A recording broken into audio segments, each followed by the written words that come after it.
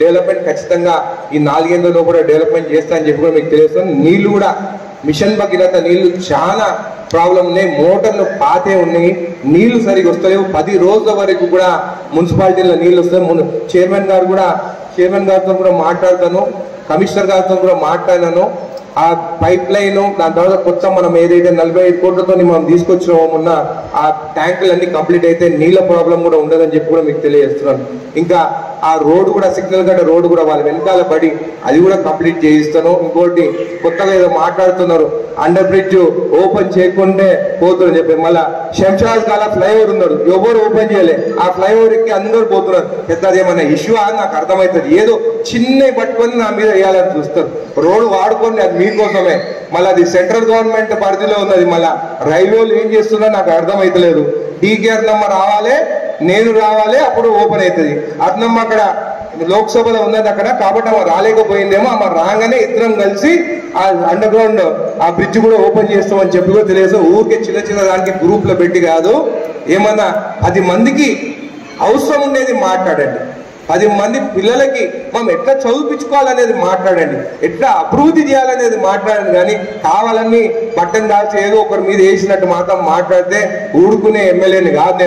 నేను ఏదో కమిషన్ల కోసము, భూదందాల కోసము, కబ్జాల కోసం ఎమ్మెల్యే కాలేదు. జడ్చలని అభివృద్ధి చేయాలని చెప్పి నేను ఎమ్మెల్యేని అయినను. అది కూడా మీ ఆశీర్వాదంతో. అమ్మ, మీ ఇంట్లో ఏ సమస్యలు ఉన్నా కానీ, వాళ్ళొక పాప వాళ్ళ తల్లిదండ్రులు లేకుంటే వాళ్ళ మామ వాళ్ళు ఆమెను బెదిరించి ఆమె భూమి రాపించుకుంటే అది కూడా ఆ పాపకి మళ్ళీ రిజిస్ట్రేషన్ చేయించినారు. నవాపేటలో వాళ్ళ తమ్ముడు వాళ్ళ అన్నకి మతిమరుపు ఉన్నదని చెప్పి ఆయనతోని పోయి రిజిస్ట్రేషన్ ఆఫీస్లో నీకు రైతు బంధు వస్తలేదని చెప్పి సంతకం పెట్టించి ఆయన భూమి చేపించుకుంటే కూడా మళ్ళీ ఆయనకి తిరిగి భూమి ఇప్పించినారు. అదే పాత వాళ్ళు ఏంటంటే నీకు సగము నాకు సగం అని మాట్లాడేది.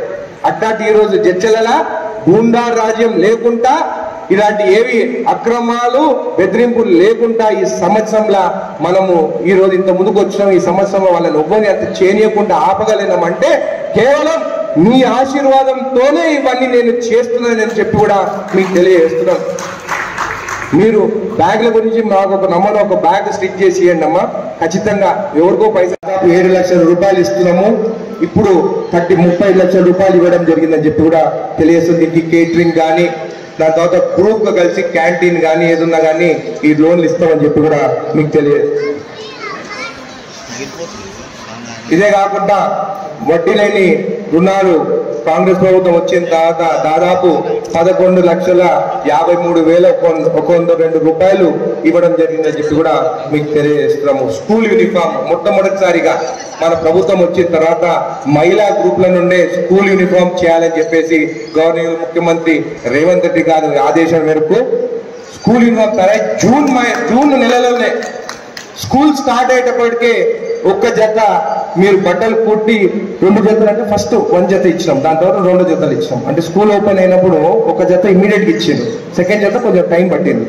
అయితే ఒక జత ఇమ్మీడియట్ గా గత ప్రభుత్వం ఏమో లేట్ గా ఇచ్చేది, స్కూల్ ఓపెనింగ్ కే ఒక జత ఇమ్మీడియట్ ఇచ్చిందంటే ఆ ఘనత మీకే దక్కింది. ఎందుకంటే మీరే కుట్టి ఇమ్మీడియట్ గా ఆ పిల్లలకి ఇవ్వడం జరిగిందని చెప్పి కూడా మీకు అందరికీ ధన్యవాదాలు తెలుపుతున్నాను. ఇదే కాకుండా స్ట్రీట్ వెండర్స్ లోన్స్ కి దాదాపు ఐడెంటిఫై చేసింది 2,139. ఇప్పుడు 1,885 మందికి దాదాపు అంటే 10,000 రూపాయలు ఒకటి ఇస్తాం. ఫస్ట్ విడతల దాదాపు 1,90,00,000 రూపాయలు వారికి ఇవ్వడం జరిగింది. సెకండ్ విడతలో 784 మందికి ఇవ్వడం జరిగింది 17,50,000 రూపాయలు. మూడో విడతలో దాదాపు 200 మందికి ఇవ్వడం జరిగింది. మొత్తం అమౌంట్ 1 కోటి రూపాయలు దాంట్లో అంటే 50,000 చొప్పున ఇవ్వడం జరిగింది. 1 కోటి రూపాయలు వాళ్ళకి ఇవ్వడం చెప్పిందని చెప్పి కూడా మీకు తెలియజేస్తున్నాను. అమ్మ, ఒకటే నేను కోరుకుంటున్నాను, ప్రతి ఇంట్లో మహిళ మీరు బాగుంటే ఖచ్చితంగా ఆ ఇల్లు బాగుంటుందని చెప్పి కూడా మీకు తెలియజేస్తూ, నేను కూడా మన పిల్లలు బాగా చదువుకోవాలని చెప్పి కూడా బూట్లు ఇస్తున్నాను. వచ్చేసారికి అంటే నేను కమిషనర్ గారికి చెప్తున్నాను, వచ్చేసారికి బ్యాగ్లు కూడా ఇవ్వాలనుకుంటున్నాను. అదే బ్యాగ్లతో పాటు కూడా వాటర్ బాటిల్స్ కూడా ఇవ్వడం జరుగుతుంది. ఒకవేళ మీరు బ్యాగ్లు కూడా కుట్టి మంచి బ్యాగ్లు ఇస్తామంటే ఆ ఆర్డర్ మీకే ఇస్తాం. మన జడ్చల నియోజకవర్గంలో దాదాపు 28,000 మంది పిల్లలు స్కూల్కి మన గవర్నమెంట్ స్కూల్కి వెళ్తున్నారు కాబట్టి ఆ పిల్లలకి బ్యాగ్ చేస్తాము. మీరు ఒకవేళ చేస్తామంటే నాకు ఏమైనా చూపిస్తే బాగుంటే ఖచ్చితంగా ఆ ఆర్డర్ మీకే ఇస్తాము. లేదు అంటే మళ్ళీ బయటకి ఎందుకు పోవాలి?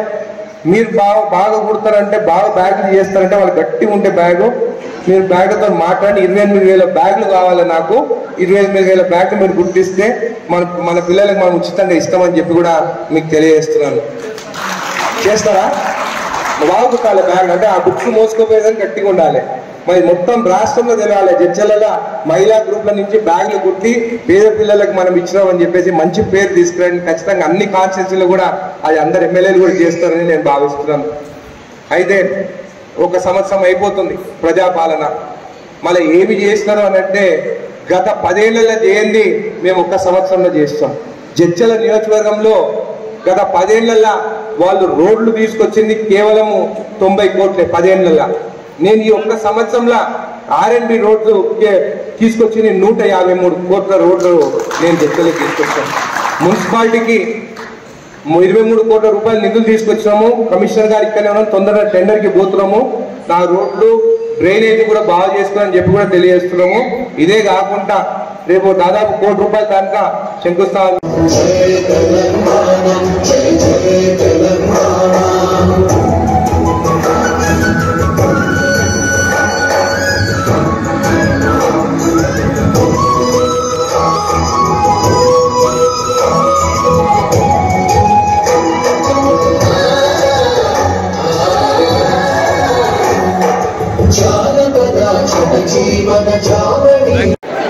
వాళ్ళు వచ్చి మన అమ్మగారి చేత ఫోటో షూట్ తీసుకోవాలి. మనము పురపాలక సంఘం స్టాఫ్ అందరూ రావాలి.